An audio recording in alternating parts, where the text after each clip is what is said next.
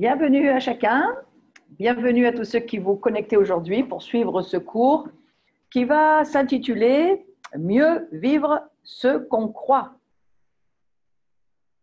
Or, sans la foi, il est impossible de lui plaire, nous dit la parole de Dieu. Celui qui s'approche de Dieu doit croire que Dieu existe et qu'il récompense ceux qui le cherchent. Alors nous allons voir aujourd'hui combien la foi est importante dans la vie chrétienne. Et le but de la foi n'est en aucun cas là pour que la volonté de l'homme soit faite, mais certainement là pour que la volonté de Dieu soit faite sur la terre comme au ciel. Ainsi comme vous avez reçu le Christ, Jésus, le Seigneur, marchez en lui. Et on va voir dans ce cours que le fait de marcher en lui, Colossiens chapitre 2, verset 6, nous encourage à marcher dans la foi et nous allons pouvoir le développer dans ce cours.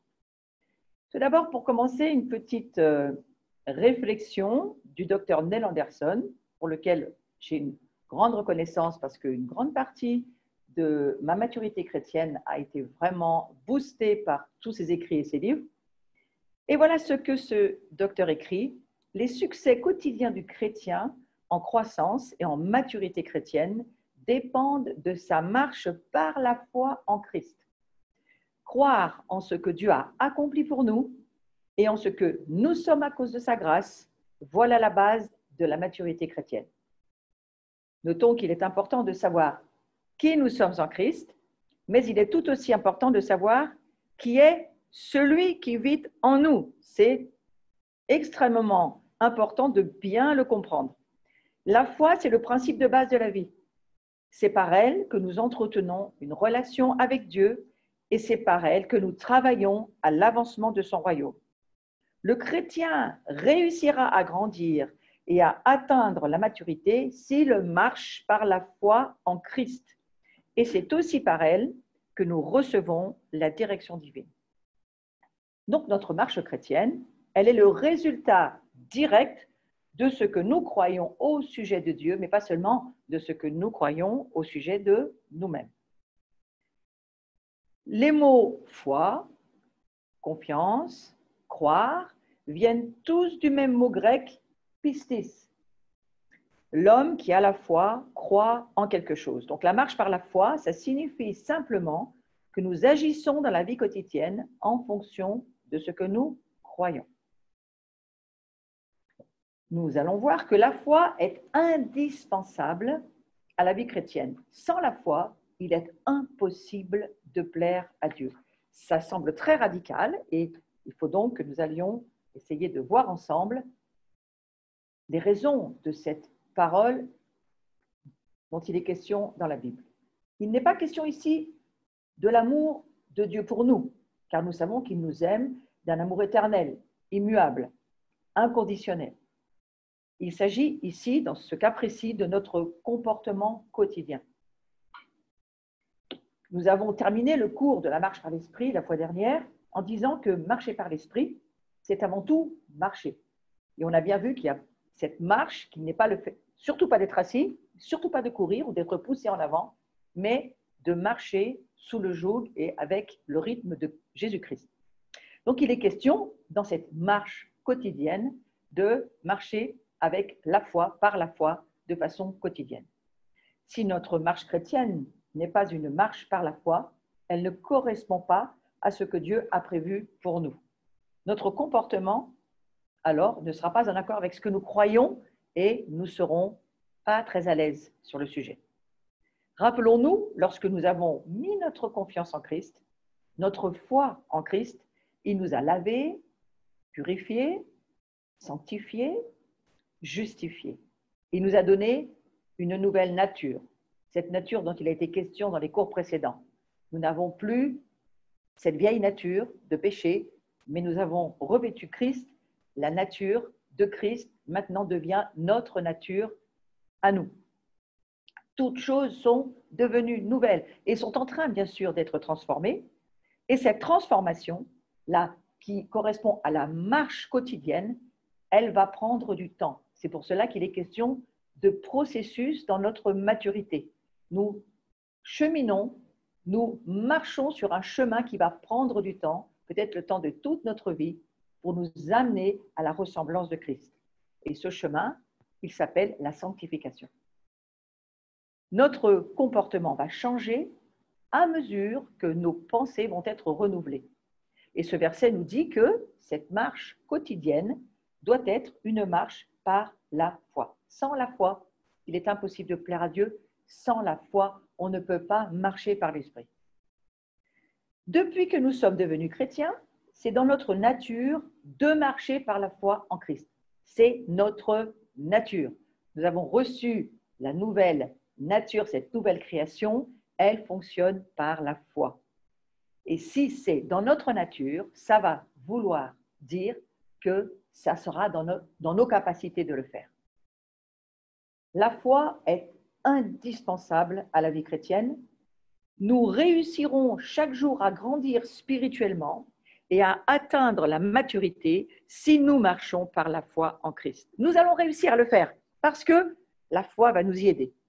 Et la foi, c'est un fondement sur lequel va se bâtir notre vie de disciples, je dirais aujourd'hui aussi notre vie de fils et de filles de Dieu. Vous voyez qu'il est question, dans le premier verset que nous avons lu, celui qui s'approche de Dieu doit croire que Dieu existe et qu'il récompense ceux qui le cherchent. Il y a une question de récompense. Il y a une rémunération pour ceux qui cherchent Dieu. Il y a un fruit pour celui qui marche pour Jésus. Celui qui marche par la foi va produire des fruits. Donc on le voit, la marche par la foi produit du fruit dans nos vies. C'est quelque chose d'important à saisir. Mais quel fruit? Alors revenons au cours précédent, mais souvenons-nous, il sera question du fruit de l'esprit, puisque marcher par la foi, c'est marcher par l'esprit. Mais aussi des fruits de liberté nouvelle, car la foi va nous faire dépasser nos limites humaines et va nous faire entrer dans le surnaturel de Dieu. Quelqu'un a dit que tant que nous restons dans nos limites humaines, naturelles, nous n'avons pas besoin du Saint-Esprit. Mais si nous marchons par l'Esprit, il nous conduira au-delà de nos limites et nous accomplirons des choses que nous n'aurions jamais faites sans lui. Vous comprenez que dans cette saison, nous avons maintenant traversé de la Pâque à la Pentecôte, maintenant nous en sommes à la Pentecôte, et nous dirigeons vers la fête des tabernacles, la fête de Sukkot. Nous cheminons dans ce cycle qui se renouvelle chaque année. Mais cette année, c'est une année très particulière. 2020, c'est l'année de l'accomplissement de beaucoup de choses que Dieu a promis et qui, si nous les proclamons, elles vont vraiment se réaliser et arriver à la naissance parce que nous allons les déclarer et les proclamer. Nous sommes l'année de la bouche. 5780, l'année hébraïque, le terme 80, ça signifie bouche en hébreu. Vous avez remarqué qu'il y a quelqu'un dans l'invisible avec de très mauvaises intentions qui voudrait nous faire fermer notre bouche. Remarquez, lorsque vous sortez dans la rue aujourd'hui, lorsque vous allez prendre un moyen de transport, lorsque vous allez avoir à vous déplacer à l'extérieur, on vous a mis un bâillon sur la bouche. Bien sûr, c'est une protection pour nos vies concernant ce virus. Mais si nous le lisons dans le monde spirituel, c'est quelque chose qui va nous empêcher de pouvoir parler. Alors, il faut prendre une position par la foi et se dire que depuis nos maisons, depuis là où nous vivons, nous avons toute la liberté de pouvoir déclarer et proclamer les merveilles de Dieu et toutes les promesses dont il est question pour nous et pour les autres dans la parole de Dieu. Le veilleur, le guetteur qui est dans sa tour de garde ou dans sa vie quelque part placé par Dieu, il est là et il écoute attentivement, mais il n'est pas seulement là pour écouter. Il est là aussi pour proclamer, pour déclarer de là où il vit, de là où il est mis. La tour, ça représente l'endroit où nous vivons, de là où les communautés sont plantées, dans les maisons de prière. Le veilleur et l'intercesseur, il est là pour déclarer ce que Dieu a à dire pour ces jours. Et ces jours, le Seigneur nous dit, il faut vraiment marcher par la foi. Pas parce que nous voyons de ce que ce monde nous montre, mais marcher par ce que Dieu va nous montrer par le Saint-Esprit. Alors, il y a peut-être des domaines de dons dans nos vies, même que nous avons aussi abandonnés, des puits qui se sont bouchés, des terres en jachère inoccupées, des terres de nos cœurs qui sont laissées à l'abandon. Pour de multiples raisons, Dieu veut nous restaurer pleinement et il veut nous rendre capables d'accomplir tout ce pourquoi il nous a créés. Toutes ces promesses dans la parole de Dieu, cet héritage dont il est question dans la Bible, toutes ces choses, aujourd'hui, la foi va commencer à nous permettre de les voir. Donc, en apprenant à marcher par l'esprit et par la foi, nous allons peu à peu reprendre le terrain que l'ennemi nous a volé. Et nous allons nous réapproprier nos terres. Je crois que c'est une année extrêmement importante où nous entendons dans la pensée prophétique. La terre soupire après la révélation des fils et des filles de Dieu. Et si la terre soupire, alors nous aussi, nous soupirons avec la terre, mais nous sommes appelés, mandatés en tant que veilleurs et intercesseurs. Nous sommes mandatés en tant que guetteurs pour voir les endroits que Dieu nous montre. Et alors, nous pourrons déclarer et proclamer la vérité de la parole de Dieu. Et la vérité de la parole de Dieu, c'est que Dieu est en train de restaurer toute chose. Toute chose vient à la restauration. Lisez le chapitre 3 du livre des Actes et vous allez voir qu'il en est question. Et la restauration, c'est la terre, mais c'est aussi ses habitants, c'est nos cœurs, c'est nos âmes et c'est aussi nos corps. Toutes choses vont arriver à la restauration. Et pour cela, il nous faut, par la foi, marcher sur ce chemin de foi, de vision, là où Dieu amène des visions, là où Dieu amène des révélations, là où Dieu ouvre des espaces spirituels, des rêves, peut-être aussi des songes. Nous pourrons voir ce que Dieu nous montre et nous pourrons commencer à l'établir sur la terre au travers de la parole de la proclamation. Paul écrit ceci: « Ainsi comme vous avez reçu le Christ Jésus, le Seigneur, marchez en lui. » Alors vous savez, on peut marcher sur la terre, bien sûr, c'est normal. Toute terre que nous foulons, nos pieds foulent, nous appartient, c'est ce que dit la parole de Dieu. Mais pas seulement, il y a aussi des chemins spirituels et nous pouvons aussi marcher sur ces couloirs de l'esprit où Dieu nous attend et nous appelle de façon à ce que nous puissions, du haut des cieux, commencer à bénir et à parler aux choses qui n'existent pas sur la terre, mais qui existent aux cieux, et les amener à l'existence par la parole de la création de notre bouche. Nous avons reçu Christ par la foi. Nous marcherons également par la foi. Marcher se rapporte à notre vie quotidienne. On marche tous les jours dans une vie normale. Et la foi, c'est une question vraiment de vie, de tous les jours. C'est par la foi qu'on est entré dans cette vie nouvelle.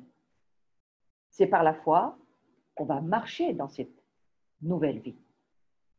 C'est par la foi que nous sommes devenus chrétiens. C'est par la foi que nous vivons en tant et comme des chrétiens.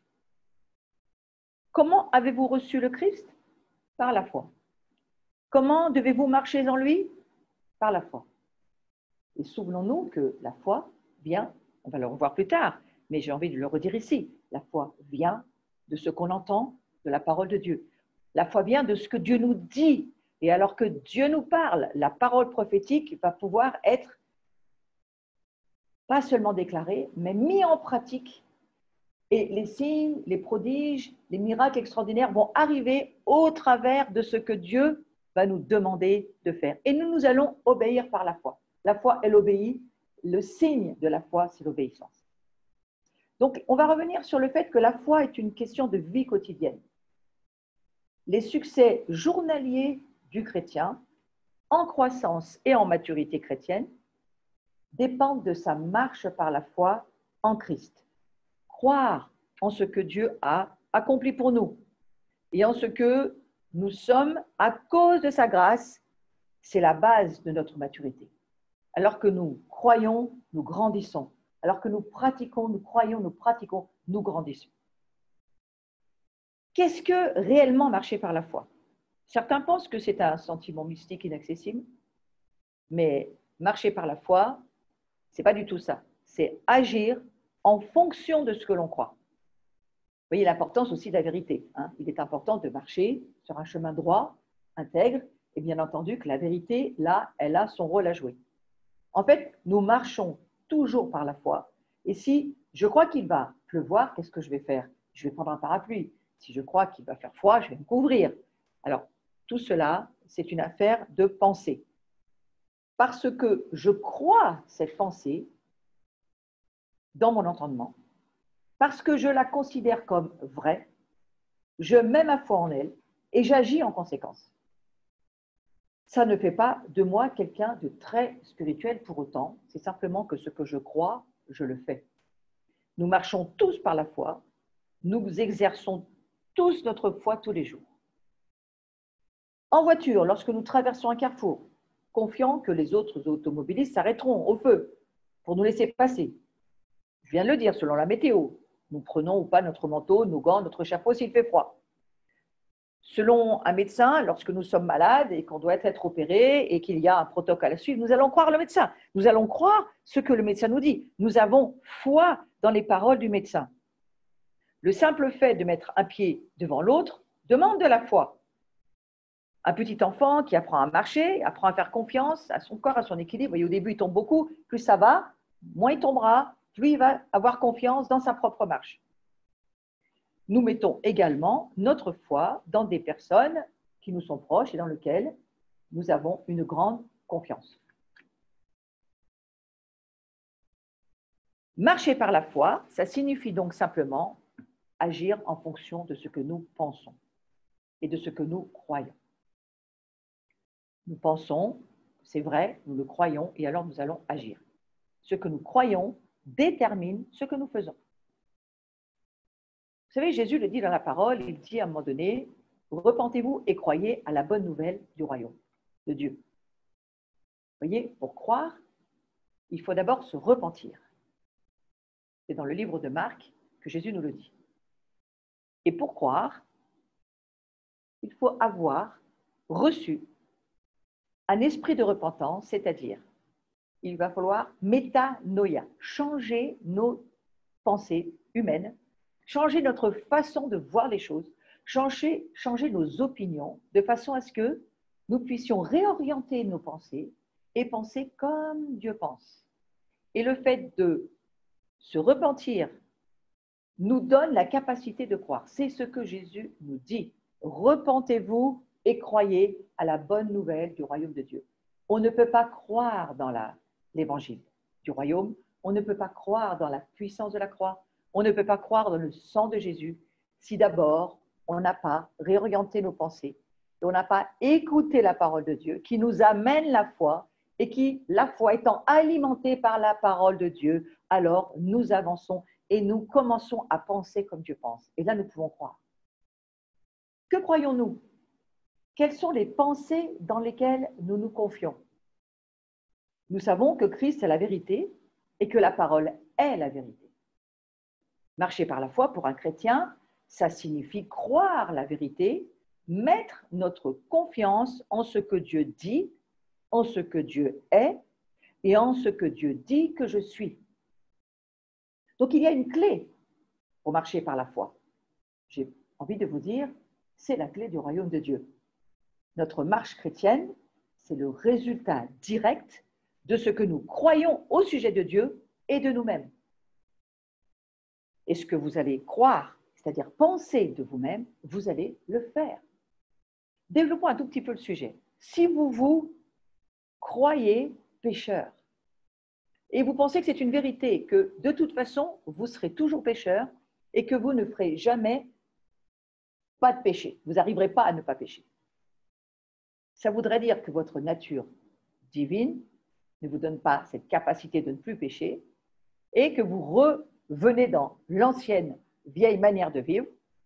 Et si vous voyez comme ça, vous pécherez parce que ce que vous croyez, vous le faites.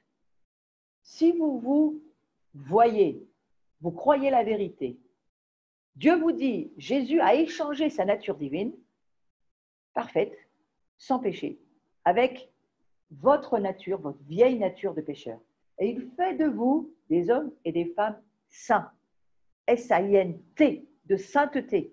Il vous donne sa nature sainte et il vous rend capable de ne plus pécher. Si vous le croyez et que la foi vient de ce que vous entendez, alors vous allez pratiquer ce que vous croyez et vous allez arriver à ne plus pécher du tout.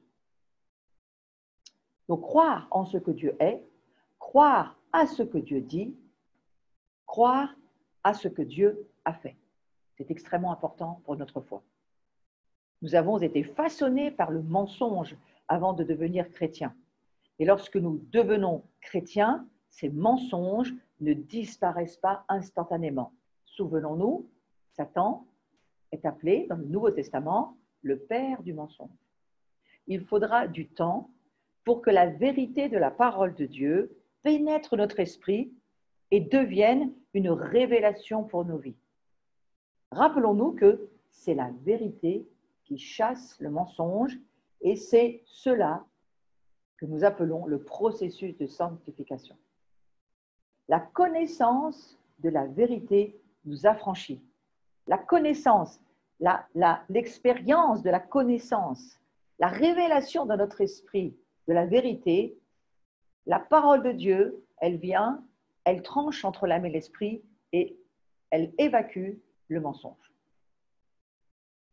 Notre responsabilité en tant que disciples, c'est de mettre notre confiance, c'est de mettre notre foi dans la vérité et surtout dans ce que Dieu dit. Donc, vous voyez l'importance de ce que nous écoutons, l'importance de ce que nous entendons.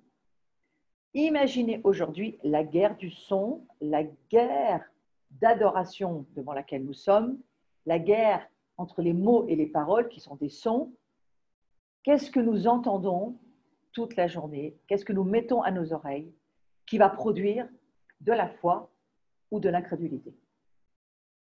C'est en décidant chaque jour de marcher par la foi en Christ que nous grandissons en maturité. Je vais donc vous dire, c'est en décidant d'écouter ce que Dieu a à nous dire, c'est en décidant de choisir d'écouter la parole de Dieu et de la croire, c'est en prenant du temps à écouter les paroles de Dieu pour nous et pour nos nations que la foi viendra. Notre marche chrétienne, c'est le résultat direct de ce que nous croyons au sujet de Dieu et de nous-mêmes.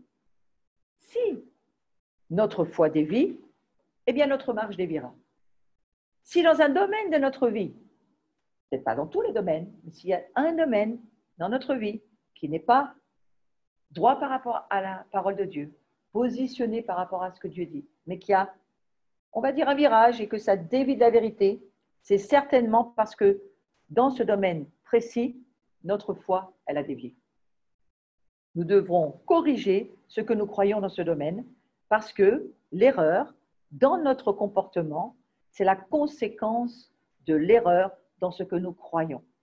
C'est pourquoi il faut, jour après jour, lire la parole de Dieu, écouter ce que Dieu a à nous dire, réaligner nos pensées, réorienter, repositionner nos pensées de façon à penser comme la parole de Dieu, qui est la vérité.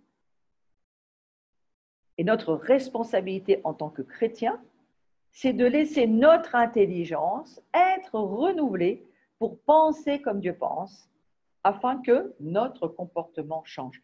On ne peut pas changer notre comportement jusqu'à ce que nous ayons changé nos façons de penser. Il y a ce passage qui me revient à l'esprit. Nous renversons tout argument, toute forteresse, toute hauteur, tout ce qui s'élève contre la pensée de Christ. Et nous amenons cette pensée captive à Christ. Vous voyez, le combat des pensées, nous le verrons dans le cours prochain, mais le combat des pensées, c'est une fois que nous aurons fini la partie sur la foi, nous allons aller sur cette partie tellement importante du combat des pensées. Et la guerre se gagne entre nos deux oreilles. Donc, Hébreux, chapitre 11, verset 1 nous dit ceci. La foi est une façon de posséder ce qu'on espère, un moyen d'être sûr des réalités qu'on ne voit pas. Espérons ce que Dieu veut. Qu'est-ce que Dieu veut? Vous savez, je pourrais donner une réponse très simple. Le ministère de Jésus, Luc chapitre 4, verset 18. le Seigneur Marouin pour chasser les démons, guérir les malades, ressusciter les morts, amener la réconciliation des cœurs brisés, la guérison. Une année de faveur et de grâce. Voilà ce que Dieu veut. Dieu veut faire descendre son royaume sur la terre et que la paix, la joie, l'harmonie, l'amour, le gouvernement de son royaume puisse être là. Voilà ce que Dieu nous dit qu'il souhaite sur la terre. Croyons ce que Dieu est, croyons ce qu'il dit et croyons à ce qu'il dit que nous sommes. Nous ne marchons pas par la vue, nous dit l'Écriture, mais nous marchons par la foi. On va voir les clés de la foi maintenant. Les clés de la foi où Dieu nous dit, or sans la foi, on l'a déjà lu ce verset, il est impossible de lui plaire, mais mettons le focus sur, car il faut que celui qui s'approche de Dieu croit que Dieu existe et qu'il rémunère ceux qui le cherchent. Donc les succès quotidiens du chrétien en croissance et en maturité, là, on va dire tout le parcours que nous devons faire dans notre vie pour grandir, dépendent de sa marche par la foi en Christ. Marcher par la foi, c'est croire en ce que Dieu a accompli pour nous et en ce que nous sommes grâce à lui, grâce à cause de sa grâce. On pourrait dire grâce à sa grâce. Voilà la base de la maturité chrétienne. La foi n'est pas un sentiment. La foi, elle est concrète, elle est pratique, elle est très terre à terre. Ce que je crois, je vais le faire. Ce que je ne crois pas, je ne vais pas pouvoir le faire. Donc, comment je vais arriver à croire? Il faut que celui qui s'approche de Dieu, nous dit Hébreux chapitre 11, verset 6, il faut qu'il croie que Dieu existe. Si nous voulons grandir en maturité, nous devons comprendre qu'il y a 3 aspects de la foi, nous allons les voir maintenant, qui appartiennent au monde concret où nous vivons. Une des premières choses à bien comprendre, la foi dépend de son objet. Et ces 3 aspects de la foi ont totalement changé ma façon de vivre et de comprendre comment vivre l'Évangile, parce que c'est tellement simple. Donc le premier aspect important, la foi dépend de son objet.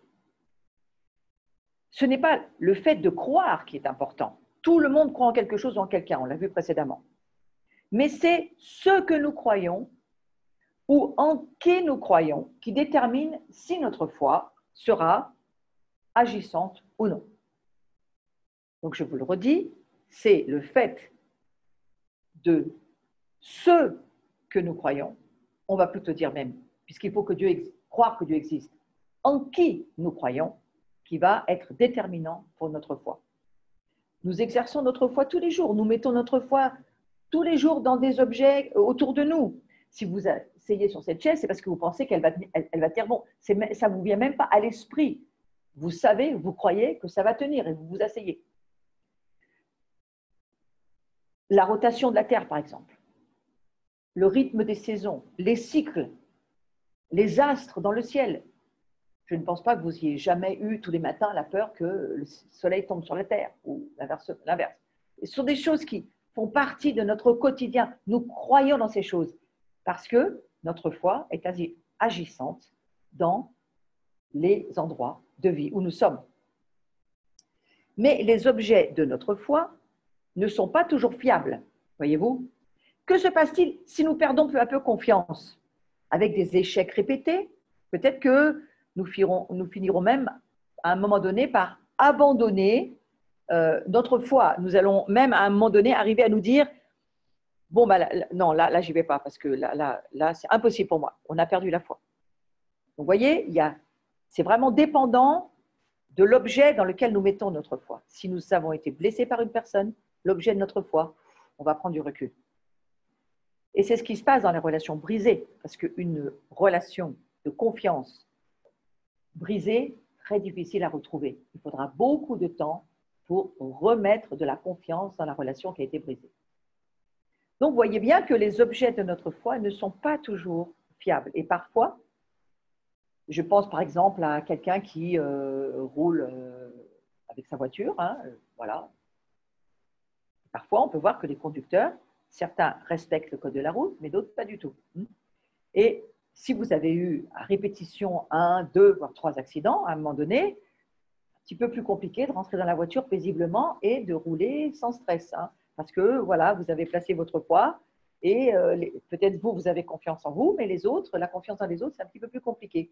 C'est des personnes qui arrivent à ne plus conduire du tout, tellement elles ont perdu la foi dans l'objet de leur foi. Que se passe-t-il si l'objet de notre foi nous trahit? Nous l'abandonnons. Peut-être pas immédiatement, mais combien d'échecs pouvons-nous tolérer jusqu'à ce que nous puissions dire plus jamais? Quand la foi est endommagée ou perdue, il est très difficile de la regagner. Donc vous voyez bien que ce n'est pas le fait de croire qui est un problème. Le problème, il est dans l'objet de notre foi qui récompense ou détruit la foi, c'est-à-dire la confiance dans la chose. C'est très important. C'est un aspect qu'il faut retenir. Si nous avons perdu la confiance dans l'objet de notre foi, ce sera très difficile de le retrouver.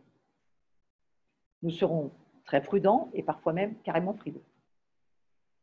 Je vais prendre un exemple. Par exemple, si vous êtes dans le cas d'un couple, une vie matrimoniale, et puis l'un des deux conjoints a été infidèle, et donc ça s'est produit plusieurs fois.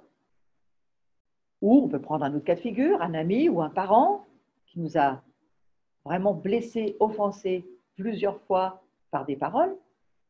La confiance dans ces personnes, elle va avoir perdu beaucoup de sa force, jusqu'à peut-être un moment donné où on partira du principe que on ne croira plus du tout la personne du tout.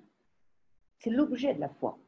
Ce n'est pas la foi le problème, c'est la confiance que vous mettez dans l'objet de votre foi. Votre époux, vos enfants, ceux qui sont autour de vous, les conducteurs de voiture, les amis que vous ne considérez plus aujourd'hui comme des amis. Donc, quand la confiance est brisée, il faut beaucoup de temps pour la reconstruction. Toutefois, certains objets de notre foi sont solides.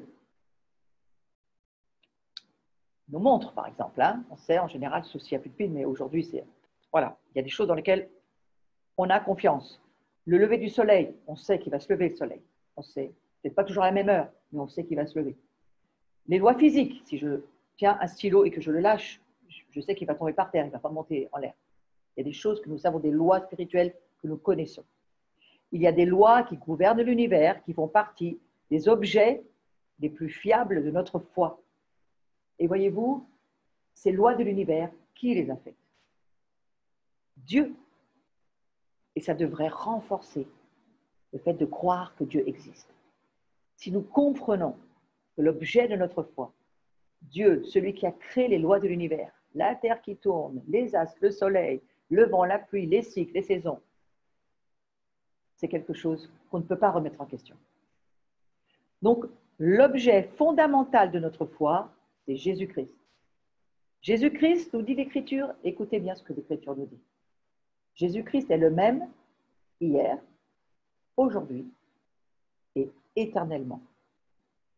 Pour l'éternité, nous dit Hébreux, chapitre 13, verset 8.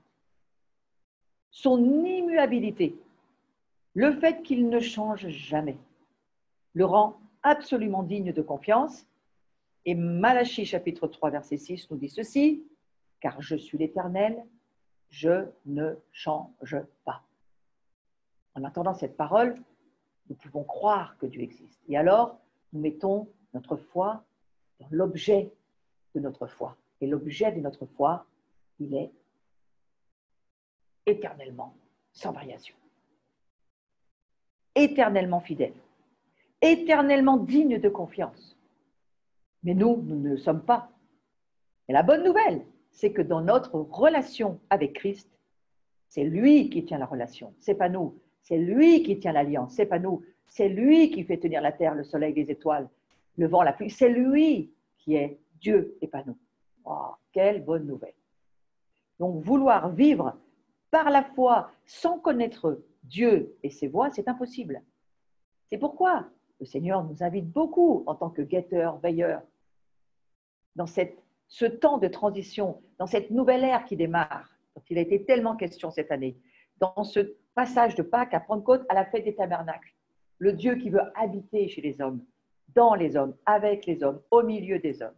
Combien c'est important de comprendre que cette bonne nouvelle, c'est que c'est lui qui tient la relation avec nous. C'est lui qui prend soin de l'alliance. C'est lui qui s'occupe de nous. Donc c'est lui et seulement lui dont il est question. Donc la foi dépend de l'objet de notre foi et notre foi qui se met dans un Dieu qui ne change pas, qui est éternellement Dieu sans variation. Un Dieu qui nous dit qu'il ne nous laissera jamais, qu'il ne nous abandonnera jamais, qu'il sera toujours avec nous. Alors, la foi, elle va vivre de cette relation et elle va grandir et croître et s'enraciner et comme un arbre prendre des branchages et des feuilles parce qu'elle va prendre toute sa substance dans qui est Dieu. Et plus nous connaissons de l'intimité qui est Dieu, plus nous adorons ce Dieu d'esprit à esprit, avec notre esprit, nous adorons le Dieu des esprits, plus nous aurons de relations d'intimité avec lui, plus notre foi va prendre de la substance, de la force. Et nous allons grandir et nous allons mûrir alors que nous sommes en relation avec Dieu. Et je redis bien que nous ne pouvons pas vivre par la foi sans cette relation d'intimité, sans cette relation presque maritale, sans cette relation spirituelle. Nous ne pouvons pas marcher ni vivre par la foi si nous ne connaissons pas Dieu. La profondeur de notre foi, ça c'est la deuxième chose à retenir extrêmement importante sur les trois aspects de la foi. La première, c'est la foi dépend de son objet, je viens de le développer. La deuxième chose, c'est la profondeur de notre foi est proportionnelle à la connaissance de son objet. La profondeur de notre foi, vous voyez, cette relation d'intimité avec Dieu, le fait de passer du temps avec lui, de l'écouter, de le laisser se révéler à nous. En lisant la parole, nous le connaissons mieux, nous vivons une relation spirituelle avec lui. Il se fait connaître à nous, il se révèle à nous par les expériences de notre vie quotidienne. Notre foi s'alimente, grandit. Et alors, la profondeur, la hauteur, la largeur de notre foi, elle est proportionnelle à la connaissance de Dieu, de l'objet de notre foi, c'est-à-dire Dieu. Si nous voulons que notre foi en Dieu augmente, nous devons augmenter notre connaissance et notre compréhension de lui en tant qu'objet de notre foi. Quand certains luttent avec leur foi en Dieu, ce n'est pas parce que l'objet de leur foi est insuffisant, c'est parce qu'ils ont des attentes irréalistes à Dieu. Ils attendent de Dieu des choses irréalistes. Ils s'attendent à ce que Dieu agisse comme ils veulent et non comme Dieu veut. Dieu ne change pas, il est l'objet parfait de notre foi. La foi en Dieu n'est trahie que quand nous avons une mauvaise compréhension de lui. Combien de gens se sentent trahis par Dieu? Mais non, ce n'est pas le fait qu'ils sont trahis par Dieu, c'est le fait qu'ils ont une mauvaise compréhension de Dieu et le mensonge leur fait croire que Dieu les a trahis. Vous savez cette histoire d'Adam et Ève? Quand Satan vient dire à Ève, est-ce que Dieu il a vraiment dit ça? Le mensonge, l'objet de la foi, Adam et Ève n'avaient pas bougé. Mais le mensonge vient tordre et amener le doute et faire que si on n'est pas vraiment dans une relation forte de connaissance, d'expérience, de relationnel avec Dieu, eh bien, ça devient beaucoup plus facile de croire dans les mensonges.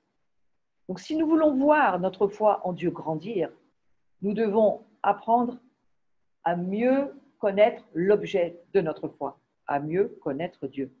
Je crois que c'est pour cela, alors que nous marchons sur ce chemin de la fin de cet âge, ce qu'on pourrait peut-être appeler la fin des temps, alors que nous marchons sur ce chemin,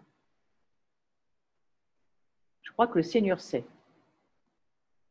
l'importance pour lui et pour nous de bien nous connaître, de bien relationnellement être en connexion, de façon à ce que notre foi, et surtout l'objet de notre foi, soit quelque chose de profond. Et alors, si la tempête fait rage, et s'il se met à faire du vent, de la pluie, vous connaissez cette parabole, la tempête arriva, et le vent est venu, et la pluie est tombée, la maison n'a pas bougé. Elle est restée sur le roc.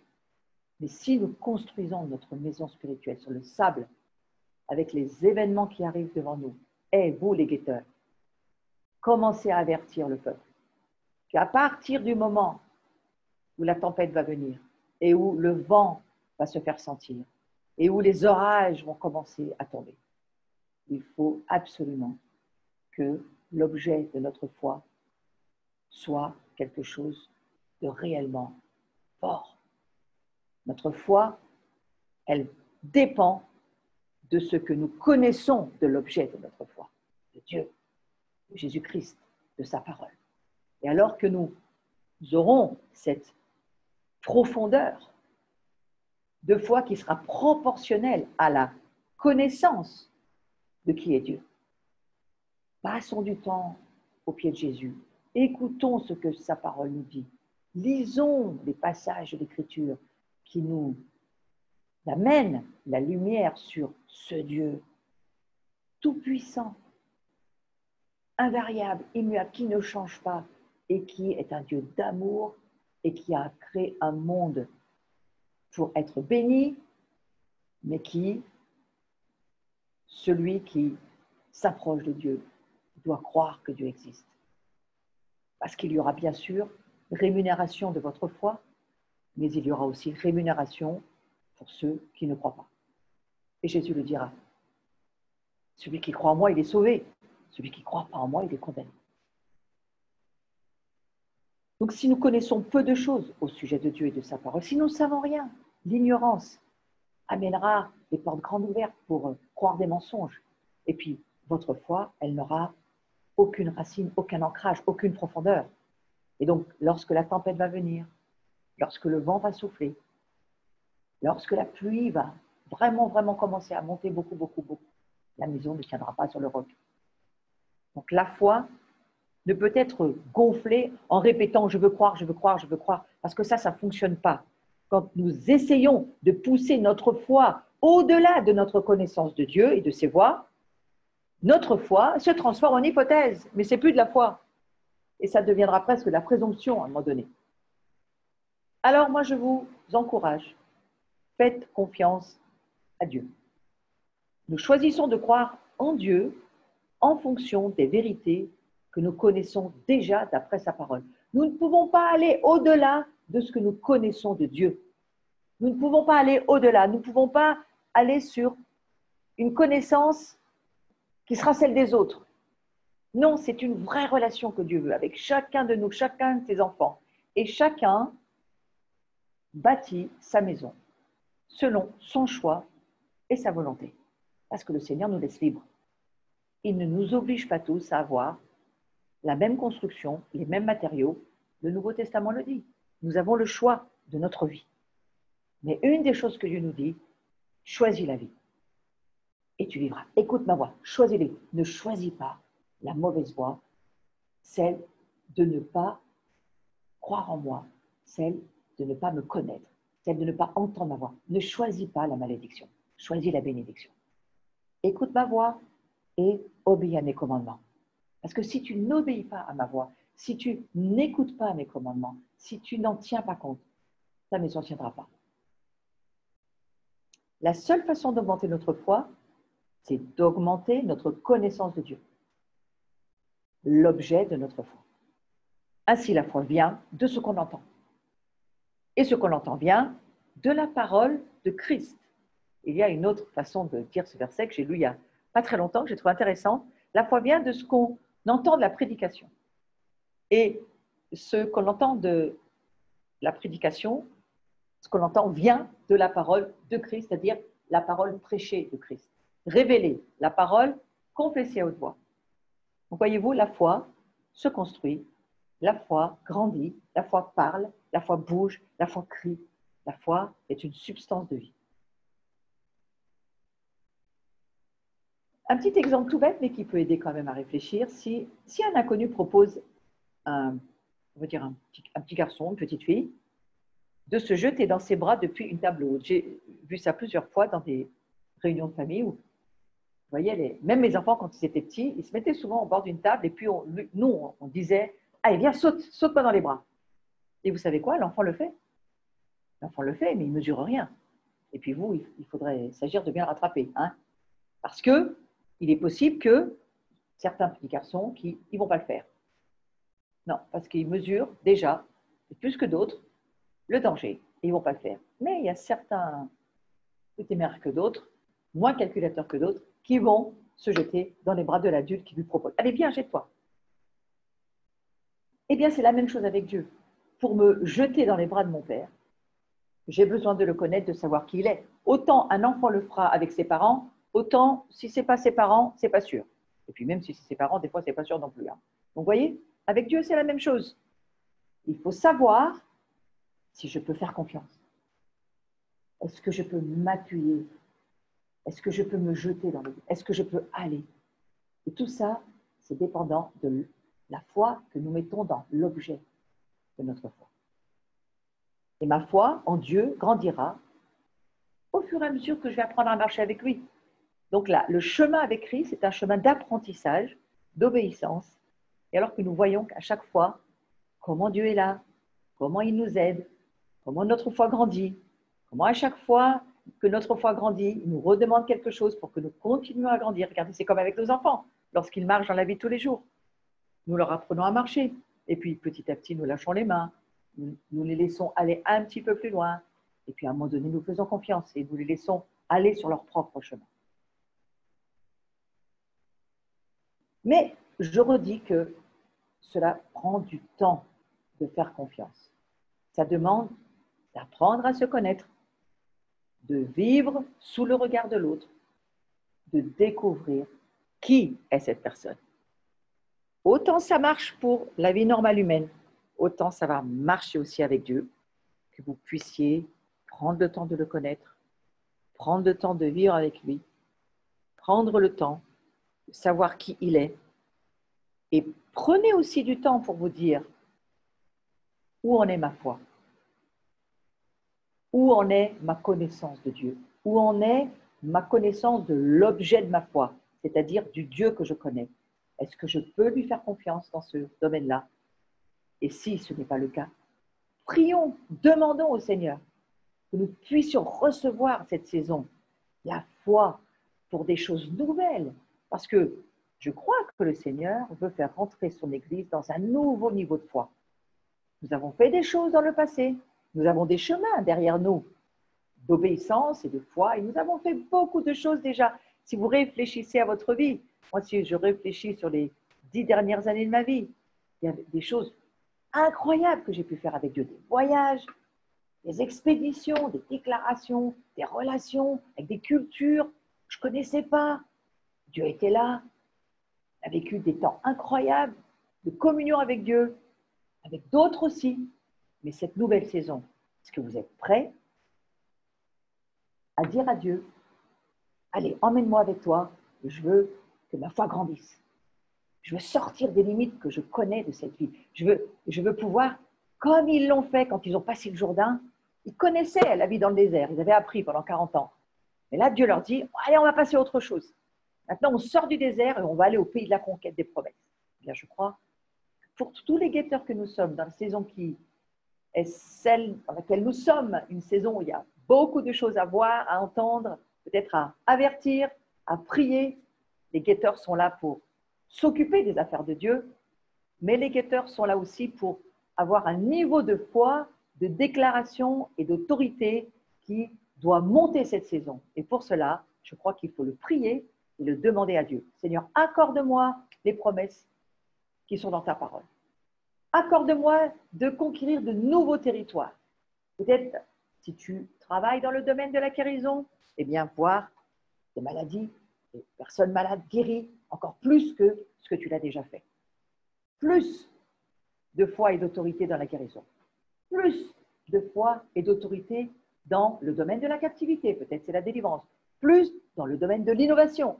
plus de foi dans le domaine de la création, plus de foi dans le domaine des révélations, parce qu'on en a besoin pour savoir comment amener les stratégies dont nous allons avoir besoin pour les jours qui viennent.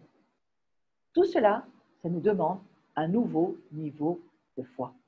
Et pour cela, je vous redis que la foi, elle dépend de l'objet de notre foi, elle est proportionnelle à ce que nous connaissons de l'objet de notre foi. Ça, ce sont les deux cas, vraiment les deux aspects très importants de la foi, et nous allons finalement voir dans un petit moment le troisième. Depuis combien de temps connaissons-nous Dieu? Dieu ne nous en veut pas qu'on ait du mal à lui faire confiance. Vivre par la foi, c'est vivre en faisant confiance à Dieu, en faisant confiance à ses promesses, en faisant confiance à ce qu'il nous dit. C'est obéir à sa voix, je l'ai dit tout à l'heure, obéir à sa parole, parce que on sait qu'il est digne de confiance et qu'il veut le meilleur pour nous. Romains, chapitre 10, verset 17, nous dit ceci. La foi, je l'ai lu tout à l'heure, mais je le redis encore, la foi vient de ce qu'on entend, de la parole de Dieu révélée. Qu'entendons-nous de la parole de Dieu? Vous, les guetteurs, qu'entendez-vous de ce que Dieu vous dit en ce moment? Qu'est-ce que vous entendez? Il revient bientôt. Il va falloir de la foi pour passer les limites actuelles. Il va falloir des niveaux de courage et d'audace pour traverser. Regardez comme on a été, d'une certaine manière, en étant obéissant à Dieu, en écoutant Dieu. Regardez cette pandémie qui s'est abattue sur le monde entier. Nous sommes toujours là. Nous sommes restés dans nos maisons. Nous avons mis le sang de Christ sur nos vies. Nous avons fait ce que Dieu nous a dit de faire. Et nous continuons à traverser. Nous avons mis notre foi dans l'objet de notre foi qui s'appelle la parole de Dieu. Et nous avons cru que la parole de Dieu est vraie pour la Pâque, et nous croyons qu'elle est vraie pour la Pentecôte. Donc ce déversement d'esprit que Dieu promet, commencez à demander à Dieu la foi pour croire que le réveil vient. La foi pour croire que c'est lorsque les situations empirent que Dieu, lui, il amène sa solution surnaturelle, qui n'a rien à voir avec celle des hommes, mais qui a à voir avec le Dieu qu'il est, le Dieu du miraculeux, le Dieu de l'impossible, le Dieu qui, lui, peut faire tout ce qu'il veut. Et comme nous savons que Dieu est bon, ses projets, ses promesses sont bonnes.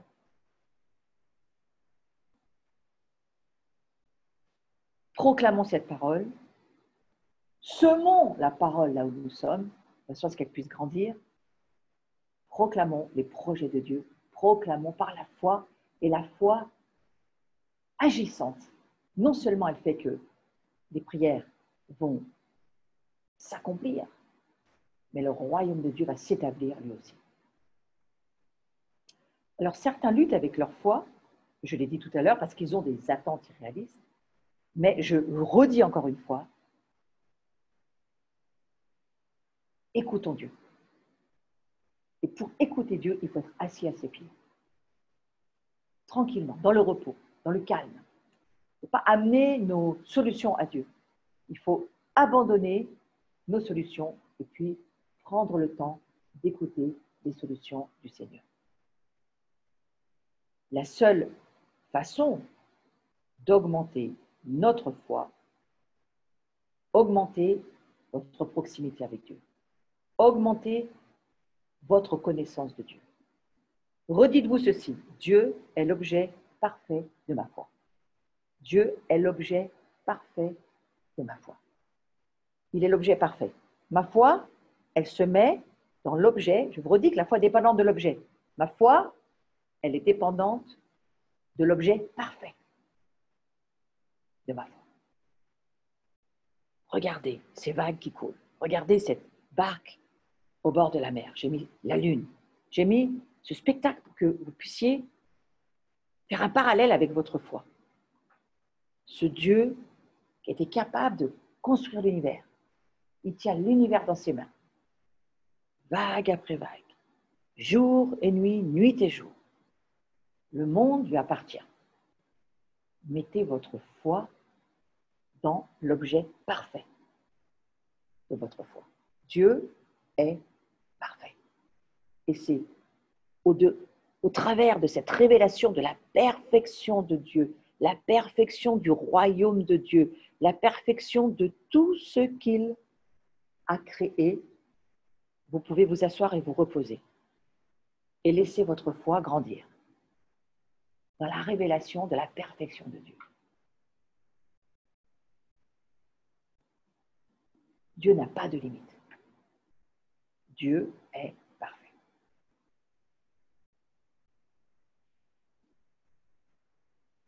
En dernier lieu, nous allons voir que la foi, la nôtre par contre, si lui, Dieu est parfait, qu'il est sans limite, nous, notre foi a donc des limites. Ah oui, elle a des limites. Elle a les limites que nous lui fixons. Mais Dieu ne les fixe pas. Nous lui fixons les limites. Nous sommes dépendants de la foi que nous mettons dans la connaissance de l'objet de notre foi. Notre foi est dépendante de l'objet de notre foi que nous connaissons. Et cette connaissance, elle est proportionnelle. La foi est proportionnelle à la connaissance que nous avons de l'objet de notre foi. Donc, quelque part, oui, elle a des limites. Dieu, lui, n'a aucune limite. Mais nous avons des limites. Et il faut faire attention à cela. Nous ne sommes pas Dieu et nous ne pouvons pas nous prendre pour Dieu. Mais nous devons savoir que notre foi a des limites parce qu'elle est dépendante de la parole de Dieu que nous connaissons, de la connaissance de Dieu. Elle est dépendante de l'objet de notre foi dans l'expérience de la relation. Mais Dieu, lui, non. Non, lui, il est infini. Et la seule limite à notre foi, eh bien, c'est notre connaissance et notre compréhension de Dieu. Et cette connaissance et cette compréhension de Dieu grandit chaque fois que nous lisons la Bible ou que nous avançons dans le monde spirituel, que nous entendons des paroles qui nous amènent des révélations. Nous sommes sur un chemin et nous passons ce temps dans la présence de Dieu qui fait que nous rencontrons Dieu et au travers de cette relation avec Dieu, nous grandissons. Et notre foi aussi. Donc nous avons ici les possibilités pratiques et tangibles de faire grandir notre foi en nous efforçant de connaître Dieu par toutes ces diverses manières. Lisez la parole de Dieu. Adorez Dieu, prenez du temps à ses pieds. Venez dans une communauté où il y a l'onction, où il y a la présence de Dieu, où il y a des paroles de déclaration prophétique. Alors aujourd'hui, vous allez me dire, eh bien, connectez-vous en attendant que revienne le temps où nous pourrons nous retrouver tous ensemble. Connectez-vous. C'est tellement spirituel de rester connecté à Dieu et on peut rester ensemble connectés les uns aux autres. La preuve, c'est que même si nous ne sommes pas dans la même pièce, nous sommes connectés par l'Esprit. C'est pourquoi cette saison, l'intimité, la relation avec Dieu, l'Esprit prophétique, l'Esprit Saint qui nous dit « Asseyez-vous comme Marie au pied de Jésus ». Elle a eu la bonne part, dit Jésus. Elle a pris la meilleure part. Ne soyez pas comme Marthe dans cette saison, mais soyez comme Marie. Prenez du temps dans la relation avec Dieu et dans l'intimité, de façon à ce que votre foi grandisse. Élargissez les limites de votre foi. Parce que les possibilités pour grandir sont illimitées. Mais c'est votre choix de le vouloir ou pas. Il n'y a pas sur terre un chrétien qui a atteint son potentiel de foi. On a du temps encore, n'est-ce pas? Si Dieu déclare une vérité, nous devons simplement le croire et vivre en fonction de ce que nous venons d'entendre, de la vérité, de ce qui est vrai. Il n'y a aucun moyen de faire à Dieu ce qu'il n'a pas dit. Vous allez me dire, mais j'ai prié pour cette personne, elle n'est pas guérie. Ce n'est pas toi qui guéris, c'est Dieu. Toi, on te demande de prier. Le guetteur, on lui demande de faire des choses, d'avertir, de prier pour les malades. Les guetteurs, ils prient pour les malades. Ils libèrent les captivités. Ils servent le Seigneur.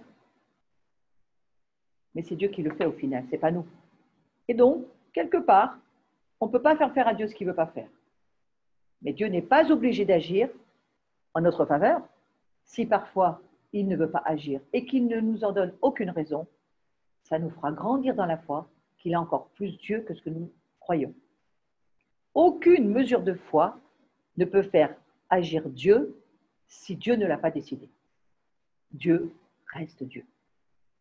Ce n'est pas le fait de croire qui rend la parole de Dieu vraie.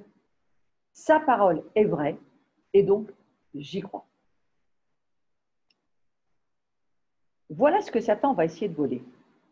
Notre temps avec Dieu, notre temps dans la parole de Dieu, les distractions multiples de ce qu'on peut avoir autour de nous, les multiples distractions quotidiennes.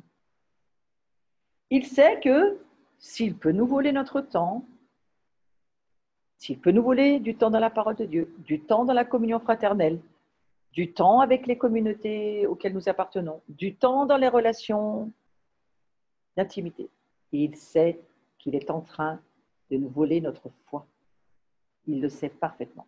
Et quand Jésus dit, quand je vais revenir sur la terre, est-ce que je vais trouver la foi?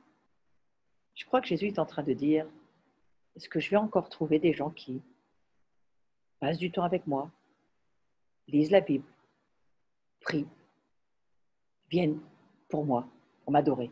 Est-ce que je vais encore trouver des gens?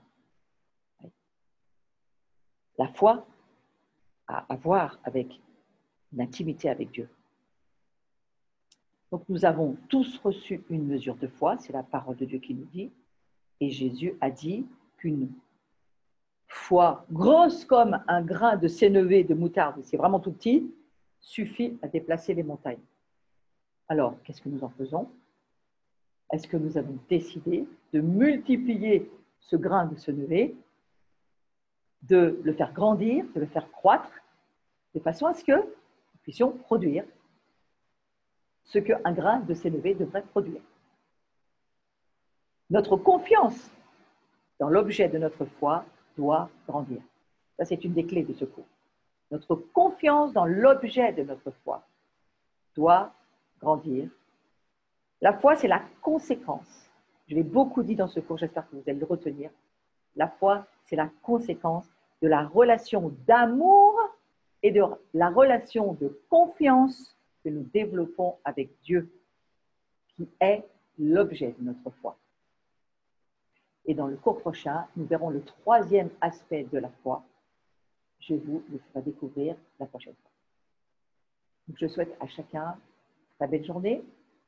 Et nous allons prendre un temps pour prier ensemble par rapport à ce que l'Esprit Saint nous a dit dans cette heure que nous venons de passer ensemble. Seigneur, je prie pour dans cette saison tellement importante de préparation, alors que tu reviens bientôt et que tu nous dis que tu t'es posé cette question, est-ce que je vais trouver encore la foi sur la terre? Est-ce qu'il va encore y avoir des hommes et des femmes qui vont avoir confiance en moi et qui vont s'appuyer sur moi pour leur vie? Eh bien, Seigneur Jésus, je prie pour que tu en trouves beaucoup, pour que tous ceux qui lisent ta parole, passent du temps avec toi, vraiment voient leur foi grandir. Et puis je prie pour tous ceux qui n'y arrivent pas, qui se font voler leur temps dans la parole de Dieu, voler leur temps dans des distractions ou autre chose. Seigneur, ramène-les à toi.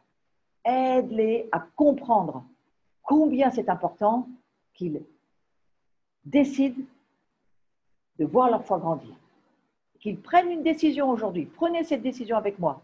Oui, Seigneur, je te demande pardon parce que j'ai vraiment pas fait ce qu'il fallait et je m'en rends compte. Mais je veux maintenant, à partir d'aujourd'hui, voir ma foi grandir. Passer du temps avec toi, passer du temps avec mes frères et sœurs chrétiens, passer du temps dans la parole de Dieu, dans l'adoration, dans la louange, dans l'intercession. Guetteur dans ma tour, je veux reparler et voir ma foi porter du fruit. Parce que ça, c'est le plaisir de Jésus-Christ. Il est mort, mais il est aussi ressuscité pour que la foi puisse être transmise et que toute sa famille, ses frères et sœurs et toute la famille de Dieu vivent dans la substance de la foi. Et je prie aussi, Seigneur Jésus, pour que dans cette saison de confrontation des royaumes, nous puissions marcher par la foi et pas par la vue. Fais grandir en nous Pose sur nous ce manteau de foi. Permets-nous de voir avec tes yeux, tes désirs, tes rêves, ce que tu souhaites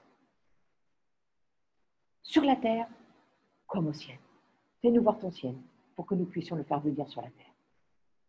Et je prie que chacun de vous soit béni et reçoive une mesure de foi aujourd'hui de ce que vous avez entendu, de ce que l'Esprit Saint vous a dit. Au nom de Jésus. Amen. À la semaine prochaine.